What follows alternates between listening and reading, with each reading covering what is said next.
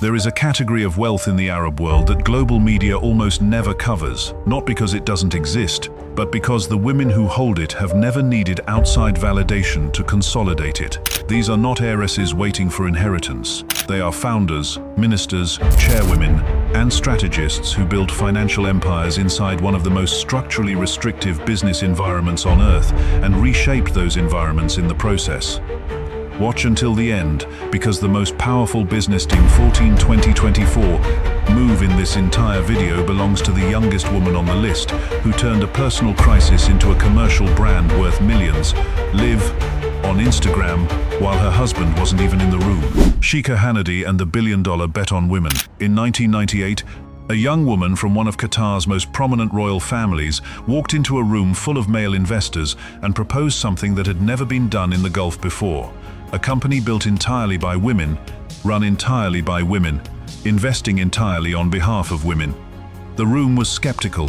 The region was not ready. The cultural architecture of the Gulf, its assumptions about gender, about business, about who belonged, at which table made the idea seem not just ambitious, but structurally implausible. Sheikha Hannadi Nasser Al Thani built it anyway.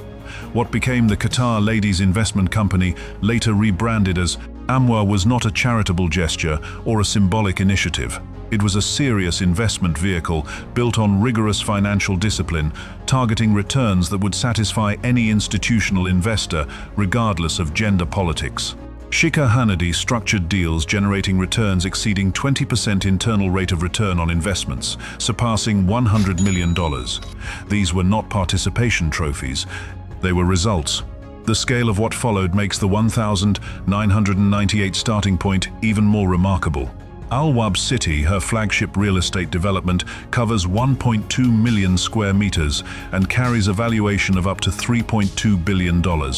It is one of the most significant real estate projects in Qatari history, built from a concept that began in the same cultural environment that initially questioned whether women should be managing money at all. Sheikha Hannadi also controls Audi and Volkswagen dealerships across Qatar. Businesses operate in an industry that remains, in most markets, almost entirely male-dominated at the ownership level. She holds the title of World Economic Forum Young Global Leader, awarded in 2005, recognizing not just her financial achievements, but the structural change her work represented for women's participation in Gulf business. And alongside all of it, she founded Injaz Qatar, an educational initiative that has reached more than 51,000 students, embedding financial literacy and entrepreneurial thinking into the next generation of Qatari young people at an age when those frameworks are most likely to stick.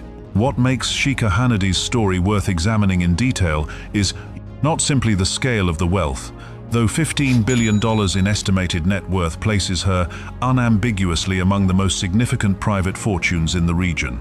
It is the deliberateness of the architecture. Every business decision, every philanthropic investment, every institutional precedent she set was aimed at a single outcome, making the path she walked easier for the women who came behind her. That is not sentimentality, that is strategy. And in the Gulf, where the rules governing women's participation in economic life have shifted dramatically in the past 2 decades, the women who built infrastructure for that shift, not just wealth for themselves, are the ones whose legacies will be most durable. Drop a comment right now. Did you know any of these names before this video? Be honest. The gap between how much these women have built and how little global coverage they receive is one of the most interesting things about this entire story. Lubna, Al-Olan, and the architecture of firsts. There is a specific kind of power that comes not from being the loudest person in the room, but from being the first person of your kind in the room and then staying long enough to change what the room looks like permanently. Lubna Suleiman Al-Olan has built an entire career on exactly that principle. In base, Saudi Arabia, a country whose corporate governance landscape has undergone more structural change in the past decade than in the previous 5, Al-Olan was accumulating firsts long before the reform era began. She became the first woman to sit on the board of a publicly listed Saudi company. She became the first Saudi woman to chair a major bank, taking the chairmanship of the Saudi British Bank in 2019. She leads the Aliyan Financing Company, one of the most significant private conglomerates in the kingdom, as CEO, overseeing a business empire spanning multiple sectors with revenues in the billions of dollars. Each of these firsts sounds like an achievement in isolation. Together, they represent something more significant: proof of concept. In a business culture where the absence of women in senior roles was normalized through decades of structural exclusion, Al Olan's presence at the top of institutions like the Saudi British Bank made it categorically impossible to argue that women were not capable of operating at that level. The argument had been answered, in public, with results. Her philanthropic work follows the same logic of structural impact over symbolic gesture. The Suleiman S. Olayan Foundation has directed $8.6 million toward 202 social enterprises organizations working across health, education, and community development, benefiting an estimated 468,000 people. These are not donations to established institutions. They are investments in organizations at the stage where capital is most scarce and impact per dollar is highest. Al Olan's approach to leadership is characterized by a steadiness that contrasts sharply with the more visible, personality-driven style of some of her peers. She does not build a public brand, she builds institutions. And in the Gulf, where institutional memory is still relatively young and the norms governing women's participation are still being written, the women who build institutions leave deeper marks than the women who build profiles. Nilüfer Hayek and the $1 billion crown jewel. Not every woman on this list built her power within the Arab world's geographic boundaries. Some built it from Europe and then brought it back. Nilüfer Hayek, daughter of Swatch Group, founder Nicholas Hayek, and current chair of the company her father built into the dominant force in global watchmaking, sits at the intersection of Swiss precision manufacturing and Lebanese heritage, managing a luxury empire that generates billions of dollars in annual revenue across dozens of brands. The Swatch Group portfolio includes some of the most recognizable names in the watch industry: Omega, Longines, Breguet, Blancpain. These are not simply products, they are stored value objects that hold or appreciate in price over decades, purchased by people who understand that a mechanical watch from a serious manufacturer is closer to an asset class than a consumer good. In 2013, Nilüfer Hayek executed the acquisition that most clearly defined her strategic vision: the purchase of Harry Winston for $1 billion. Harry Winston, the jeweler whose stones have appeared on more red carpets and in more significant personal moments than almost any other brand in the world, gave Swatch Group a foothold in ultra-high-end jewelry that none of its competitors could easily replicate. The acquisition was not defensive, it was expansionary, moving the group into a margin profile and a clientele that watches alone could not access. Hayek also maintains a personal passion that reveals something about how she thinks about value and legacy. She owns more than 60 Arabian horses, with investments in equestrian infrastructure that represent a significant ongoing commitment measured in millions of dollars annually. Arabian horses are not a hobby in the conventional sense. They are a cultural institution across the Gulf and a marker of lineage, taste, and long-term thinking that communicates status in ways that financial portfolios alone cannot. Her estimated personal net worth runs between $3 and $4 billion, a figure that reflects not just inherited position, but the specific strategic decisions she has made in expanding and reshaping a business that was already formidable when she inherited its leadership. Here is the question for the comments at this point.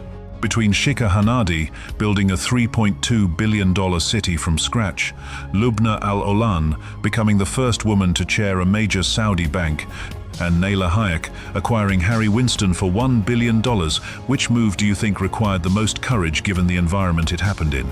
Drop your answer below. Shikha, Lubna, Qasimi, Fatima, Al Jaber, and the power of institutional reach. Power in the Gulf takes many forms: financial power, cultural power, philanthropic power. But the rarest and most consequential form, the one that changes the rules rather than playing within them, is governmental power.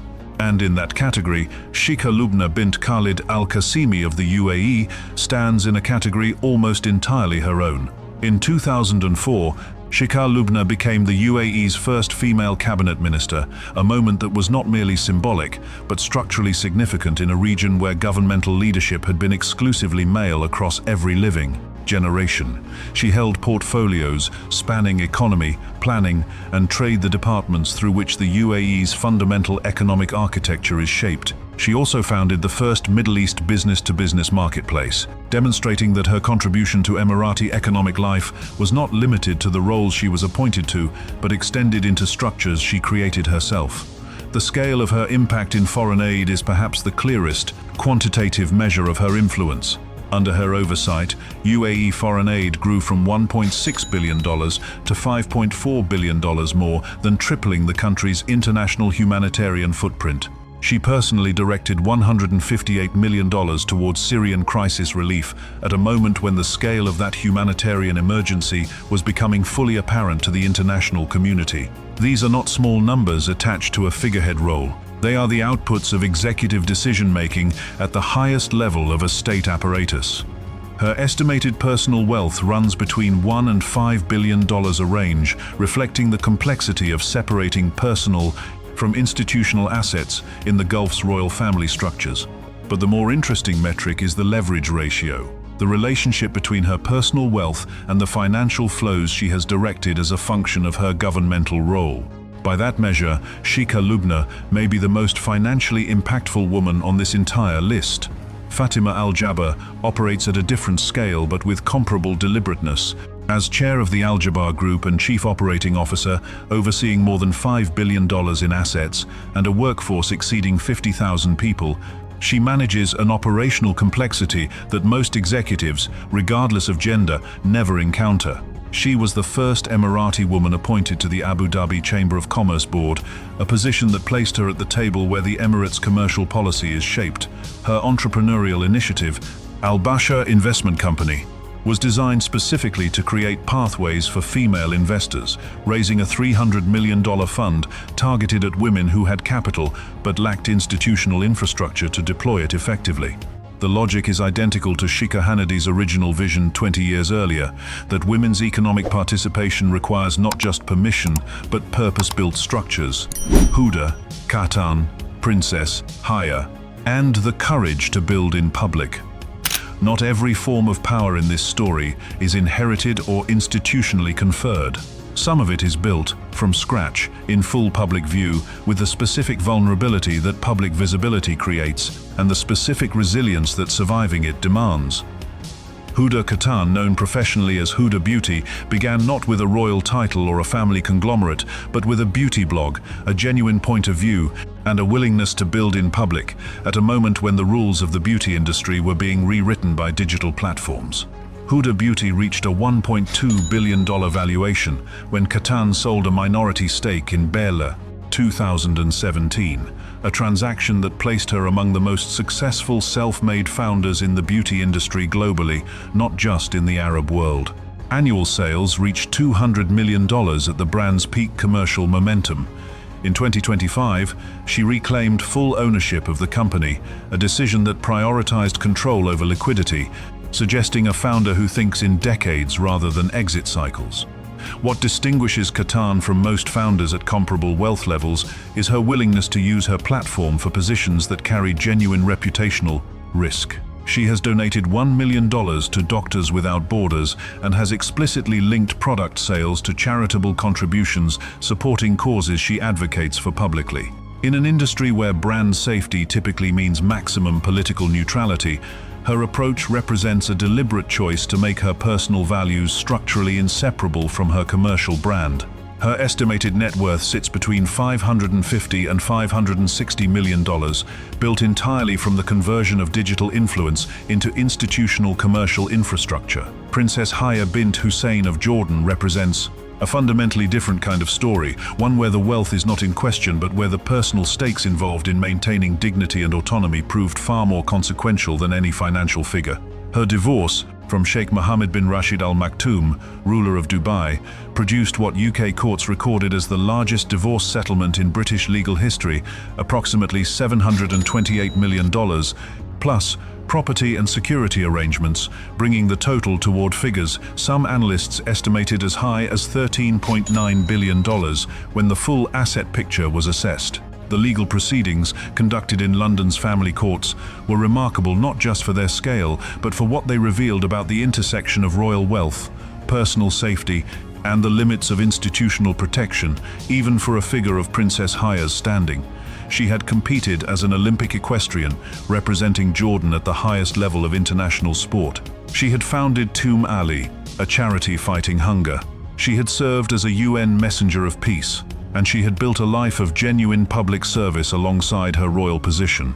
What the divorce proceedings documented was that none of those achievements provided immunity from the dynamics of power within a royal household, and that rebuilding a life after that confrontation required courage of a kind that no financial settlement can fully compensate. Her post-divorce focus has centered on her children, her philanthropic work, and the gradual reconstruction of an autonomous life. The wealth, substantial by any measure, is less interesting than the choices she has made about what to do with the freedom it enables. Princess Amira, Sheikha Mahra, and the next generation of Arab power. Every dynasty has a generation that consolidates and a generation that transforms. In the story of Arab women's wealth and influence, that transformational generation is arriving now, and two figures represent its poles most clearly. Princess Amira Al Tawil, formerly married to Prince Al-Walid bin Talal, one of the most prominent investors in Saudi history, has built her post-royal identity around a philanthropic operation of genuine scale. As vice chairwoman of AWA Philanthropies, she oversees more than $70 million in annual aid directed across more than 90 countries, covering female empowerment, youth education, disaster relief, and arts programming. The geographic scope of that operation, 90 countries, not a regional focus, but a genuinely global footprint, reflects a strategic ambition that goes beyond the traditional Gulf philanthropic model of supporting domestic or Islamic causes.